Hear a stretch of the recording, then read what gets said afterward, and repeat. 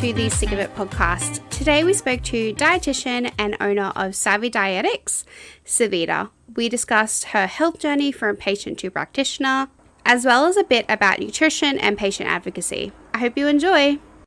Hello, how are you? I'm good. I'm just trying to get through admin today, which is always fun.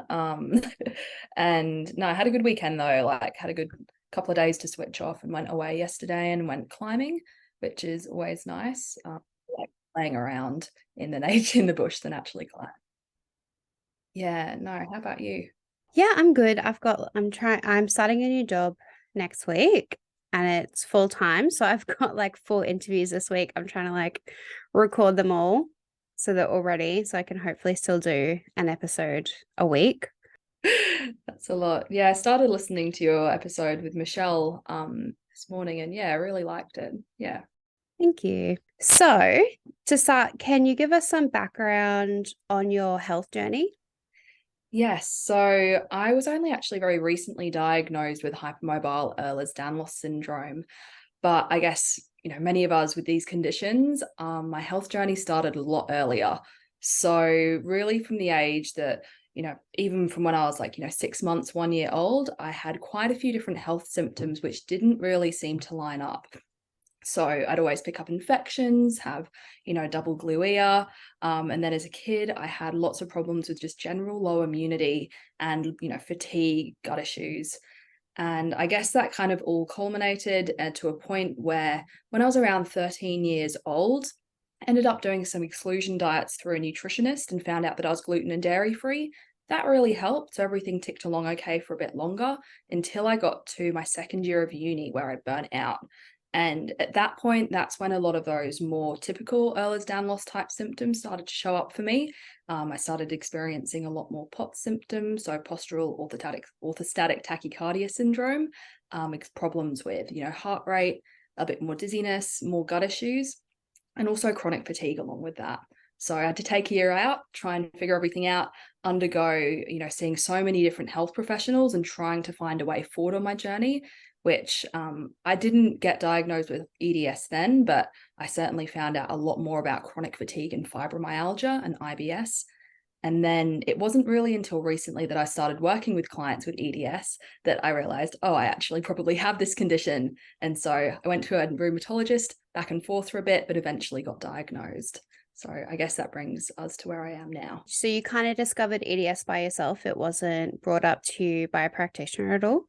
No, no. I actually found out through EDS through one of my childhood friends. So when I was probably in year 6, so however many years that old is, one of my very close friends got diagnosed with Ehlers-Danlos syndrome. So, and I remember, going to the computer and Googling it, and a lot of those symptoms were quite similar to what my mum was experiencing.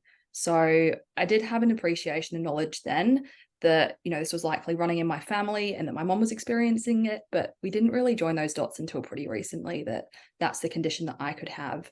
And even throughout our friendship, I didn't really, realize that, I could have the same condition that she had because we presented in quite different ways. Like many of those hypermobility conditions, some people experience symptoms more with their joints and dislocations, and others experience more of those, fatigue, gut issues, and other sorts of autonomic nervous system symptoms. And did you have a pretty smooth diagnosis process, or did you kind of struggle to be believed? Definitely struggled. So I saw a rheumatologist when I first burnt out, probably when I was around 18, 19. And after a bit of back and forth with her, she did diagnose me with a connective tissue disorder. So we got in the right ballpark, but it was just with an autoimmune undifferentiated connective tissue disorder.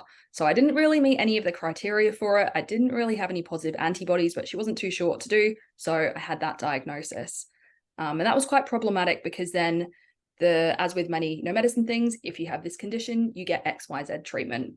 So the treatment plan from that actually made my health worse rather than better. So, after we figured that out, recorrected those bits and I found a path with treatments that did suit me more.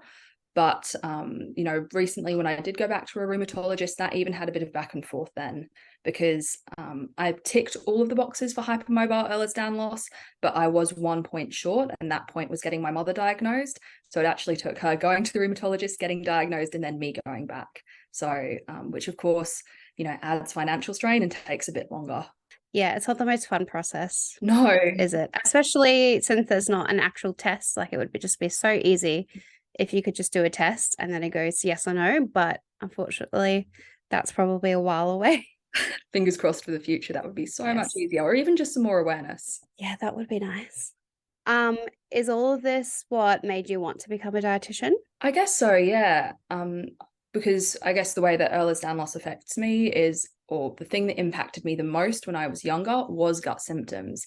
And I think it was going through that process of understanding my gut symptoms, and in particular, finding a practitioner who actually explained what was going on in my body, had longer consults, and took the time to listen to me and then explain things in language that as a child I found really engaging and understood. And that practitioner is who really inspired me to become a dietitian, because I thought, oh, it's made such a massive impact on my life. And, I found it so fascinating. I've always loved science that, I thought, oh, I actually really want to do that as a career and learn more about nutrition. So that's what made me want to then enroll in a degree for nutrition and dietetics. And what's kind of the process to become a nutritionist? It's just the degree? Yeah, so nutritionists and dietitians, they're different terms. So nutritionist, Mhm. anyone can call themselves nutritionist, but a university qualified nutritionist, that's a 3-year university degree. With dietetics, it's a 4-year degree. So we do a lot of the same subjects as nutrition science, but we also do more subjects to be able to work one-on-one with clients in various different settings. So whether that's hospital, community projects, hospital food services, and more. So, and we also do placements. So we do a year of placements as well. Yep. So you have to go through that process. And then at the end of that 4-year degree, or I actually took 6 years because I did a couple of years part-time, you can enroll with Dietitians Australia, and then you're qualified as a dietitian. And how greatly do you think that nutrition can impact someone's health? Because I know before I started seeing you, I was kind of like, oh, well, I don't really know what the point is going to a dietitian. Like, I don't feel like it's going to actually change that much or impact me that much. But now I know seeing you, that's not true. But like, what type of impact can that make on someone? Food is broken down into nutrients, and nutrients are the things that facilitate every reaction going around our body. So if we're not digesting our food correctly, we're not going to be absorbing those nutrients that do everything in our body, and we're not going to be able to keep up with our nutrition requirements and help our body function to the best it can. So particularly any sort of chronic illness, we're going to have changes in digestion and the amount of nutrients that we require. So working on having a tailored diet and making sure that you're meeting your nutrition needs, but in the way that's easiest for you, can have an absolutely massive impact on all of your symptoms. So whether it's just how your gut's feeling, to headaches and migraines, pain, fatigue, sleep, energy levels, pretty much most areas it can affect. And particularly with connective tissue disorders, connective tissue is found all over our body. So we're going to have impacts all over our body, and particularly in that gut, how stretchy our connective tissue is can then really impact digestion too. So managing those symptoms can help people feel a lot better. And I know that was certainly the case for me as well. And do you think that we sometimes overlook nutrition as a treatment option for those with chronic illness? Yes, certainly. Well, I guess in the first place, dietetics at the moment is a bit of a smaller field, and it is more newly emerging than other allied health fields. So I think we're still building up the number of practitioners who do help people with chronic illness. But then I think also, because we're still building up, it's not always one of the first things that other health professionals and doctors think to refer to when, clients do have gut issues and other symptoms going on as well. So it's quite common to refer to gastroenterologists, and I think it's very important that people do get checked out by a gastroenterologist to make sure there isn't any, underlying pathology, or there's things that they can help with to correct. But even just for general day-to-day meal planning, for looking at nutritional supplementation, if that's appropriate, and other areas, dietitians can really help. I think if there was A, more accessible dietitians, and B, more referral and more awareness around dietetics, then, that could really help. And as a dietitian, do you feel like doctors kind of overlook your profession or don't take it seriously, because I've seen a couple doctors since I started seeing you, and I'll mention you, oh, my dietitian said this, and they're like, oh, you mean nutritionist or you mean naturopath? And I'm like, no, she's a dietitian. They're like, are you sure? And I'm like, yes, she's a dietitian. I don't know. As soon as I mention dietitian, they just get really weird about it. Yeah, I don't know why that is. I've certainly experienced that. I remember more so on placement, working in hospitals. I mean, there's a lot more, growing appreciation of dietetics, but in some fields, we're not taken as seriously, I guess. And, that's a real shame. That's really a shame, because there's so much that we can help with. And, something like meal planning sounds quite simple. And, potentially if you're reacting to foods, doing a bit of an elimination diet, but it can help so much, even just having the space when we're brain fogged and tired to sit down with someone and actually nut out what that means and what that looks like, and, other approaches too. I mean, you'd think they'd be kind of happy because, there's so many elements to the body and to your health. With someone like who has a chronic illness, you kind of may need a team of people, and you think they'd be happy that you have a person looking after your diet and you have them and you have someone else. But I don't know, for some reason they get quite funny about it. I guess where that could come from is there is a bit of a stigma sometimes that with nutritionists, particularly those that aren't university qualified and perhaps have just done a short online course, or some naturopaths who don't practice properly, providing incorrect dietary advice, or, I've heard lots of clients who have gone to these health professionals or other health professionals and, had to spend $400, say, on a lot of supplements or, so on and so forth, which, might not necessarily take them forward. And I guess, over time, some doctors have seen that. And so they kind of lump us in that bucket as well, which, there's amazing naturopaths out there, there's amazing nutritionists out there. But unfortunately, probably that stereotype and stigma might just be transferred onto us as well. But what I'm hoping as well is that the younger doctors who are coming through do have a growing appreciation of nutrition, because nutrition is a fairly recent field. If we think about, for example, how long we've heard the term gut microbiome for, or, gut health, those things have only been around for the last, 10 years, maybe 15 years max. So I'm hoping that over time, that appreciation will just continue to increase and increase. And because you have EDS and you specialize particularly in EDS and hypermobility, how do you think being a more specialized dietitian helps your patients? Yeah, so I think something that clients with EDS and all of those associated conditions really struggle with is finding health practitioners that they don't have to educate. So I know as someone with EDS, it's quite common, to go to a practitioner who I've maybe not scoped out as well as I should have, and to then spend half the time just explaining my conditions and symptoms. So I guess having EDS, working with a lot of clients with EDS, POTS and MCAS, and, even gut issues and chronic fatigue, I understand a little bit of what they're going through, but I also understand the medical side as well. So I guess it can be a huge relief if clients don't have to explain all of those things.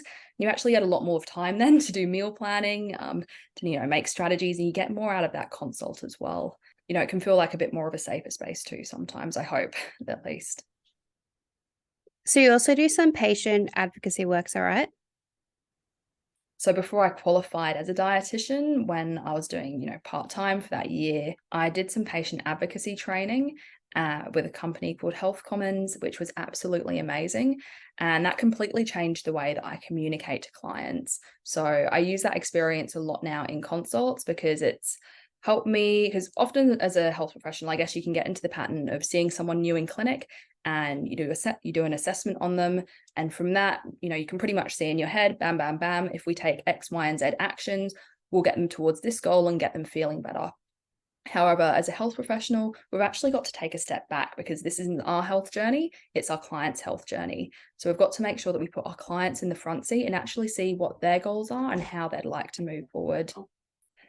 I guess now in clinic, how that helps me is I always check in and make sure where my clients want to go, and, with their health journey, how you can get that person proactive, basically making people proactive on their health journey, because it's so common to, when we start to interact with the medical system, to, we get a diagnosis and we just go along the set treatment journey. So we see X specialist, we take X medications, we go to the next person, we do their strategies.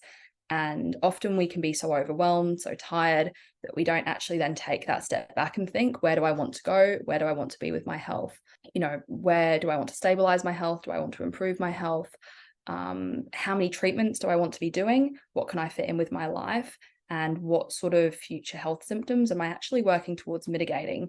Because if we think about those sorts of things and, what actual capacity for change we have in our life, we're able to narrow down what strategies would be most effective for us. So instead of just going around and feeling like we're stabbing in the dark, which I know is what I felt a lot when I first started my health journey, like you're just going from one person to another, not really 100%, not that you're not committing to things, but just kind of going around so many people and spreading yourself so thin that you're not doing some of the most simplest and most nourishing things for your body. So actually taking time to rest, having fun, working on those nutrition, basic nutrition things, movement, which can make such a big impact, and sleep as well. Sleep is absolutely important, which can make some of the biggest impacts on your health journey too.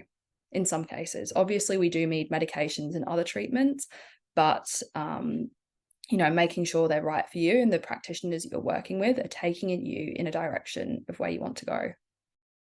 And are there any big red flags that we should look out for when we're seeing whether it's a doctor or allied health professional? As corny as this sounds, use your gut feeling. So make sure you look out for those health professionals that do listen to you. They don't cut you off mid-sentence, and they take account of where you want to go and incorporate that into their plan for you. You don't want to be seeing someone who you feel like you're just, you can't speak up for what you want and what you need on your health journey, and someone who's not flexible in their approach, or you feel like that doesn't fit. I guess if you've got a specific health condition, if a health professional says, oh, I don't know anything about that condition, and they're not really willing to find anything out, then that's also, of course, another huge red flag. Yeah, so something that I really love doing for myself and also recommending that my clients do is seeing if you can get some sort of discovery call with a professional that you're going to see. So saying that, this is a lot more easier with allied health professionals and alternative health professionals. A lot of them who work themselves do, like I know I offer a free 15-minute discovery call, but even with a specialist, if you can scope them out beforehand somehow. So ideally, if you manage to get a discovery call with someone, you can ask them, hey, I've got this condition. I want to improve my health, but I want to do it A, with XYZ or without doing XYZ. And, this is my situation with treatments and medications. And then you can ask them some qualifying questions. So, and this is from Health Commons as well. We covered, this was part of the course I learned with them, but, have they treated clients like you before? How long do they think it will take for you to improve using their methods? How much do you think it would cost? And, how many treatments do you think you need over what period of time? So you can get all of that background information to see, A, will this take you in the right direction? And 2, do you actually have a capacity to work with them and take on their approach? So I find that really helpful. And for specialists, what I recommend for clients is even going on local Facebook groups and asking people. So I know particularly for EDS, there's some awesome Facebook groups that are emerging that are location specific. So I know Brisbane has their own EDS Facebook group, and that's an absolutely amazing place just to say, hey guys, I'm after a rheumatologist. I'm looking to get diagnosed. Who would you recommend who you've seen? So by then you can actually qualify, okay, XYZ people, a couple of people have seen this rheumatologist and they had a really good approach. They listened to them, and so you feel safe and confident going to see them. Or, that could even work for any health professional. But I really like recommending those things as just a place to advocate for yourself. And this last question might be a bit hard for you to answer, but is there kind of one bit of general advice that you would give to anyone with a chronic illness? I know it's kind of broad because there's about 1 million chronic illnesses, but is there one key nutritional thing that you think everyone should be thinking about? Yeah, I think there is. So regular balanced meals is what I tell everyone as a starting point. That's where I start with everyone, and how, if that's somewhere that they want to go, that's where we start working. Because if you're not getting, you say 3 regular meals, you might need more. You might need more snacks in there. And if they're not being balanced out with some proteins, carbs, fats, and fiber, so that's what the balance means, then it's going to be really hard to meet your nutritional needs, but also regulate blood sugar levels, which is what's so important for helping to manage symptoms, but also maintaining stable energy, mood, and concentration across the day. Yeah. So that and making sure you're hydrated. So if someone wanted to find you or book an appointment with you, where should they go? On social media, I've got an Instagram page, which is hypermobility.dietician. And that's where I post a lot about, nutrition for EDS and other hypermobility related conditions. But for consults, I also have a website, which is www.savvydietetics.com.au. And that's where people can book consults. And of course, I do offer free 15-minute phone calls to start with.